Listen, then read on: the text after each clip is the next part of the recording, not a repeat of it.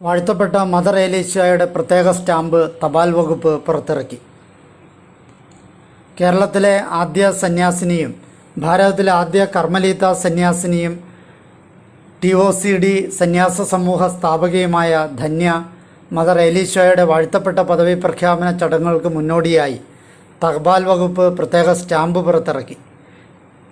KRLCBC അധ്യക്ഷനും Kozhikode arch ബിഷപ്പുമായ doctor Varghese Chakkalakal തപാൽ സ്റ്റാമ്പ് CTC സമൂഹം സുപ്പീരിയർ ജനറൽ സിസ്റ്റർ ഷാഹിലയ്ക്ക് നൽകി പ്രകാശനം ചെയ്തു.